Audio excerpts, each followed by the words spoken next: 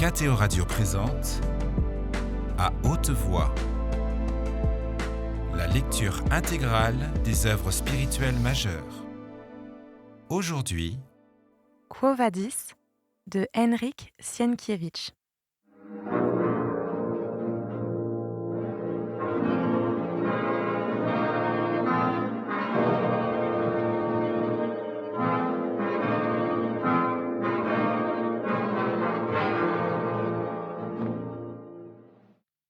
Cela dit, il sortit de sous son coussin pourpre une lettre, et il se mit à lire ce qui suit. Je sais, ô César, que tu attends avec impatience mon arrivée, et que ton cœur fidèle languit de moi, nuit et jour.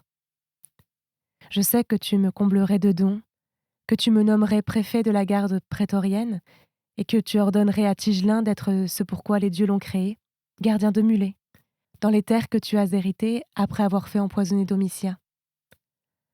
Pardonne-le-moi, car je te le jure par Hadès, et là, sur les ombres de ta mère, de ta femme, de ton frère et de Sénèque, que je ne puis venir chez toi. La vie est un grand trésor, mon cher, et moi, j'ai su y puiser les joyaux les plus précieux. Mais il y a aussi, dans la vie, des choses que je ne puis supporter plus longtemps. Oh, n'imagine pas, je t'en prie, que j'ai été offusquée par le fait que tu as tué ta mère et ta femme et ton frère, que tu as brûlé Rome et que tu as envoyé dans les rêbes toutes les honnêtes gens de ton état. Non, arrière-petit-fils de Cronos. La mort est le lot du genre humain, et l'on ne pouvait attendre de toi d'autres actes. Mais me laisser écorcher les oreilles pendant de longues années encore, en écoutant ton chant, voir tes grêles jambes domitiennes s'agiter dans une danse pyrrhique, écouter ton jeu, tes déclamations et tes poèmes, pauvre poète de faubourg, tout cela dépassait mes forces et m'a donné l'envie de mourir. Rome se bouche les oreilles en t'écoutant, le monde se moque de toi, et moi, je ne veux, je ne puis, rougir plus longtemps pour toi. Le rugissement de Cerbère, fût-il semblable à ton chant, mon ami, me sera moins pénible, car je n'ai jamais été son ami et je n'ai pas le devoir d'avoir honte de sa voix. Porte-toi bien, mais ne chante pas. Tue, mais n'écris pas de vers. Empoisonne, mais ne danse pas. Incendie, mais ne joue pas de cithare. Tel est le souhait et le dernier conseil amical que t'envoient l'Arbiter et l'Egentarium. Les convives restèrent atterrés. Ils savaient, en effet, que Néron aurait ressenti moins cruellement la perte de son empire. Ils comprirent aussi que l'homme qui avait écrit une telle lettre devrait mourir, et d'avoir écouté une telle lettre leur donna des sueurs froides. Mais Pétrone éclata d'un rire franc et joyeux, comme s'il se fût agi de la plus innocente plaisanterie.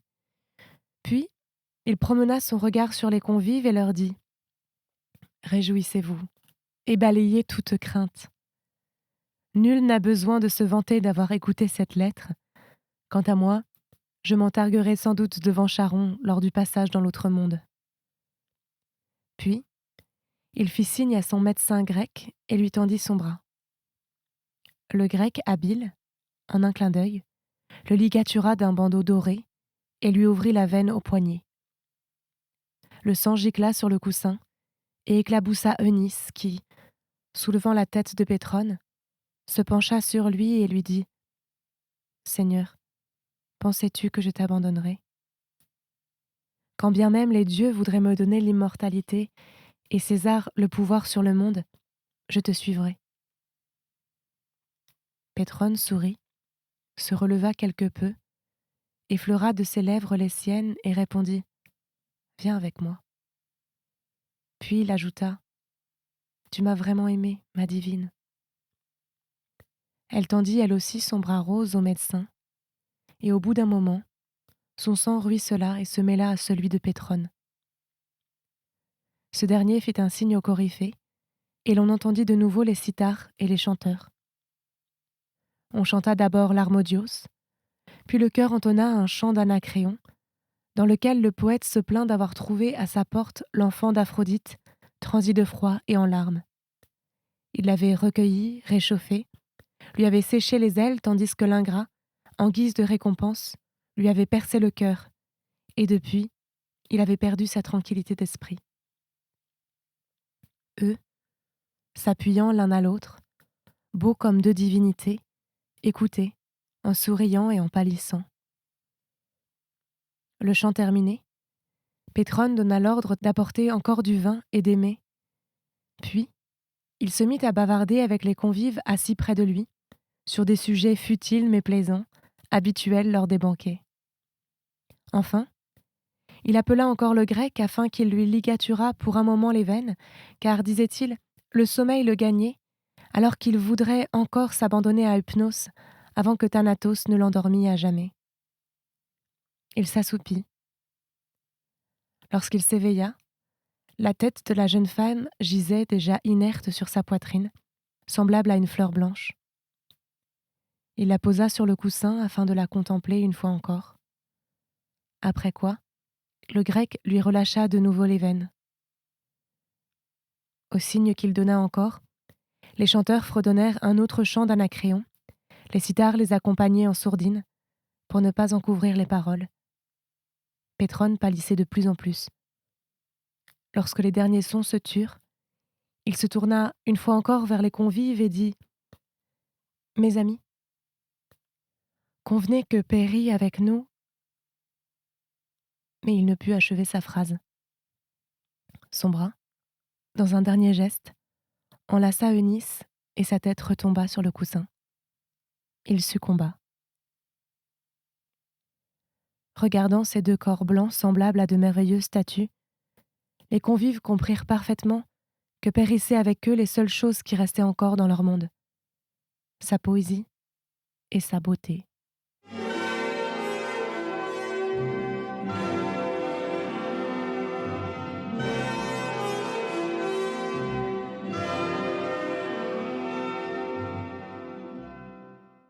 Épilogue. La révolte des légions gauloises sous le commandement de Vindex ne sembla pas, tout d'abord, très sérieuse. César n'avait que 31 ans, et nul n'osait espérer que le monde pût être sitôt délivré du cauchemar qui l'oppressait.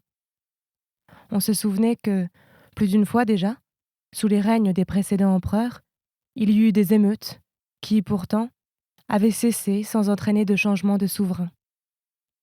C'est ainsi que, sous Tibère, Drusus avait maté la rébellion des légions de Pannonie, tandis que Germanicus avait réprimé celle du Rhin. Qui d'ailleurs, disaient les gens, pouvait succéder à Néron si presque tous les descendants du divin Auguste avaient péri sous son règne? D'autres, en regardant les colosses qui le représentaient en Hercule, s'imaginaient malgré eux qu'aucune force ne briserait une telle puissance. Il y en avait aussi qui, depuis qu'il était parti en Achaïe, le regrettaient, étant donné qu'Élius et Polythète, auxquels il avait confié le pouvoir à Rome et en Italie, gouvernaient d'une manière encore plus sanguinaire que lui. Nul n'était sûr de sa vie et de ses biens. La loi avait cessé d'être un recours. La dignité humaine et la vertu n'existaient plus. Les liens familiaux s'étaient relâchés. Et les cœurs avilis n'osaient même plus espérer. De Grèce parvenaient des échos des triomphes inouïs de César, des milliers de couronnes qu'il avait remportées et des milliers de rivaux qu'il avait battus. Le monde semblait être devenu une seule orgie, sanglante et bouffonne.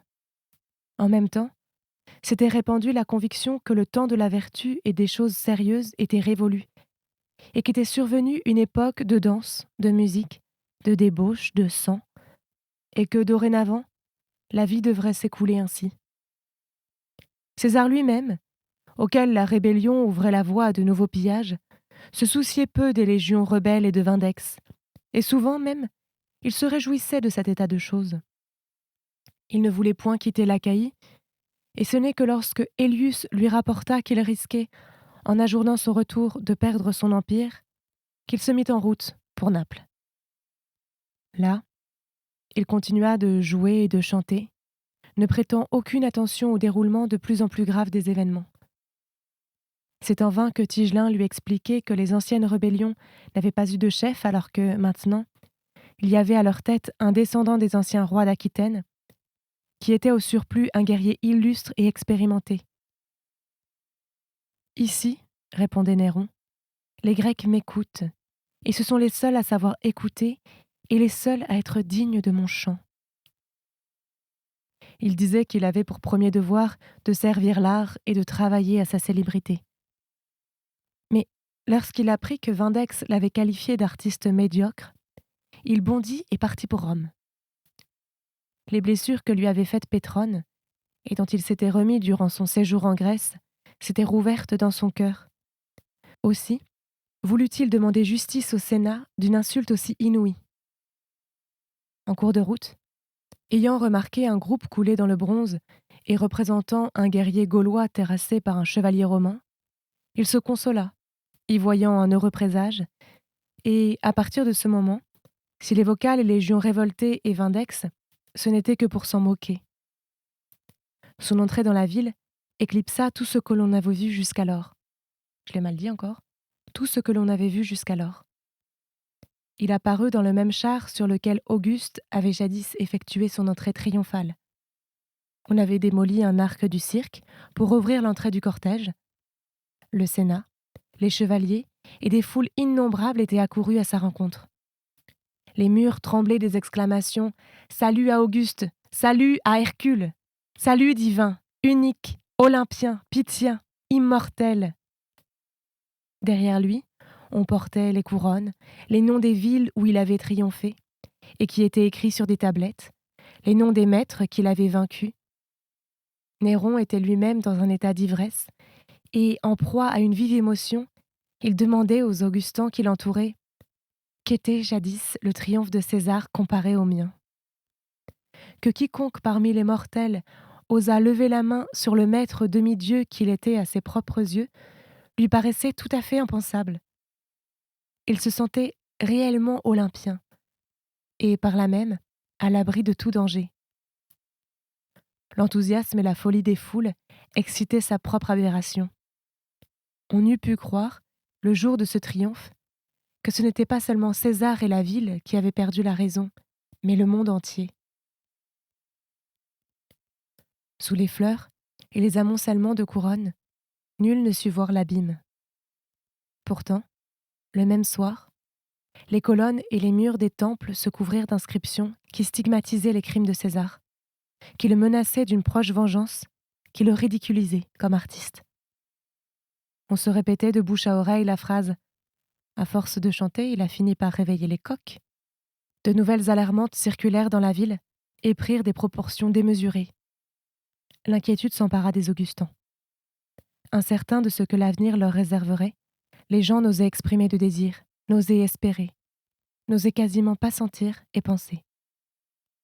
Lui, par contre, continuait de vivre uniquement de théâtre et de musique. Il s'intéressait aux instruments de musique nouvellement inventés et à de nouvelles orgues hydrauliques expérimentées au Palatin. Esprit infantile et incapable d'accepter un seul conseil ou d'entreprendre une seule action, il s'imaginait que ses projets à long terme de représentation et de spectacle écarteraient à eux seuls le danger. Voyant qu'au lieu de rassembler les moyens et les troupes, il ne faisait que rechercher les expressions qui peignaient le péril imminent avec le plus de justesse, son entourage le plus proche commença à perdre la tête. D'aucuns pensaient qu'il ne cherchait qu'à s'étourdir lui-même et à étourdir les autres au moyen de citations, alors que son âme était remplie d'angoisse et d'inquiétude. Ses actes devinrent fébriles. Des milliers de projets lui traversaient chaque jour l'esprit. Parfois, il se levait brusquement pour courir affronter un danger. Il ordonnait de charger les cithars et les luths sur des chars, d'armer de jeunes esclaves en Amazone et de faire venir en même temps les légions d'Orient. D'autres fois, il se figurait qu'il viendrait à bout de la rébellion des légions gauloises, non pas par la guerre, mais avec son chant. Et il souriait à la pensée du spectacle qui suivrait la réconciliation des soldats au moyen du chant. Les légionnaires l'entoureraient, les larmes aux yeux, et lui leur fredonnerait l'épinicium. Après quoi commencerait l'âge d'or pour lui et pour Rome. Tantôt, il se montrait assoiffé de sang. Tantôt, il déclarait qu'il se contenterait du gouvernement de l'Égypte. Il évoquait les devins qui lui avaient prédit qu'il régnerait à Jérusalem, ou s'attendrissait à la pensée qu'il gagnerait son pain comme citadin ambulant, et que les villes et les pays honoreraient en lui non plus César, le maître du monde, mais un aède, comme jamais l'humanité n'en avait donné. Et c'est ainsi qu'il s'agitait, extravaguait, chantait, changeait d'idées, modifiait les citations, transformait sa vie et celle du monde en un songe incohérent, fantasmatique et tout à la fois effroyable, en comédie tapageuse, farcie d'expressions empoulées, de piètres vers, de gémissements, de larmes et de sang, alors qu'à l'Occident, les nuages s'amoncelaient et grossissaient de jour en jour. La mesure était comble. La comédie devait sans doute bientôt finir. Lorsqu'il apprit que Galba et l'Espagne s'étaient ralliés à la rébellion, il eut un accès de rage et de folie. Il brisa des coupes, renversa une table à un festin et donna des ordres que ni Élius ni même Tigelin n'osèrent mettre à exécution. Massacrer jusqu'au dernier les Gaulois installés à Rome, puis incendier une nouvelle fois la ville, lâcher les bêtes sauvages des arénarias, transférer la capitale à Alexandrie, lui semblait être une grande œuvre, étonnante et facile. Mais l'époque de sa toute-puissance était passée, et même les complices de ses anciens crimes commencèrent à le regarder comme un fou. La mort de Vindex et la mésentente dans les légions rebelles semblaient de nouveau faire pencher la balance à son avantage. On avait déjà annoncé à Rome de nouveaux festins, de nouveaux triomphes et de nouvelles sentences quand, une nuit, un messager du camp des prétoriens arriva à cheval à fond de train, avec la nouvelle que les soldats avaient, dans la ville même, levé l'étendard de la révolte et avaient proclamé Galba empereur. César dormait au moment de l'arrivée de l'émissaire. S'étant réveillé, il appela en vain ses hommes de garde qui veillaient la nuit aux portes de ses chambres. Le palais était déjà déserté. Les esclaves seulement pillaient à la va-vite, dans les recoins éloignés, ce qui leur tombait sous la main. Le voyant, ils prirent peur. Lui, par contre, errait solitaire à travers la maison, la remplissait de ses cris d'épouvante et de désespoir. Pourtant, ses affranchis Fan, Sporus et Épaphrodite vinrent enfin à son secours. Ils lui demandèrent de fuir, disant qu'il n'y avait plus un instant à perdre, mais il gardait encore quelque illusion. Et si, vêtu de deuil, il haranguait le Sénat, celui-ci résisterait-il à ses larmes et à son éloquence? Et s'il usait de tout son art oratoire, de toute sa force de persuasion et de ses dons dramatiques, se trouverait-il quiconque dans le monde capable de lui résister? Ne lui donnerait-on pas, ne fût-ce que la préfecture de l'Égypte? Eux, habitués à le flagorner, n'osaient encore le contredire ouvertement, et l'avertissaient seulement que le peuple le mettrait en pièces avant même qu'il n'arrive au forum. Enfin, ils le menacèrent de l'abandonner s'il ne montait pas immédiatement à cheval. Fan lui offrit de l'abriter dans sa villa, située derrière la porte Nomentane. Au bout d'un moment, ils enfourchèrent un cheval et, la tête couverte d'un manteau, ils s'élancèrent à bride abattue vers les portes de la ville. La nuit pâlissait. Dans les rues, régnait déjà une animation qui annonçait un événement extraordinaire. Et les soldats, un par un ou par petits détachements, se répandaient à travers la ville. Non loin du camp, le cheval de César se cabra brusquement à la vue d'un cadavre. Le manteau du cavalier glissa de sa tête, et le soldat qui, à ce moment, passait à côté de lui, reconnut César. Mais, troublé par cette rencontre inattendue, il lui fit le salut militaire. En passant près du camp des prétoriens, ils entendirent un tonnerre d'acclamations en l'honneur de Galba. Néron finit par comprendre que l'heure de sa mort approchait. Il fut saisi de peur et de remords. Il disait qu'il voyait devant lui une obscurité sous forme de nuages noirs, et que du nuage sortaient vers lui des visages, dans lesquels il reconnaissait sa mère, sa femme et son frère. Il claquait des dents d'épouvante. Pourtant, son âme de comédien trouvait un certain charme dans ce moment d'horreur. Avoir été le maître tout-puissant de la terre et avoir tout perdu lui paraissait être le comble du tragique. Et, fidèle à lui-même, il y jouait le premier rôle jusqu'au bout. Il fut pris d'une fièvre de citation et éprouva le désir fou de faire en sorte que ceux qui l'entouraient se souvinssent de lui pour la postérité. Par moments, il disait qu'il voulait mourir et demandait Spiculus qui, de tous les gladiateurs, tuait avec le plus d'habileté. Parfois, il déclamait « Ma mère, mon épouse, mon père m'exhorte à mourir. » Des lueurs d'espoir surgissaient pourtant de temps en temps en lui, vaines et puériles. Il savait que la mort approchait, et en même temps, il n'y croyait pas. Ils trouvèrent la porte Nomentane ouverte.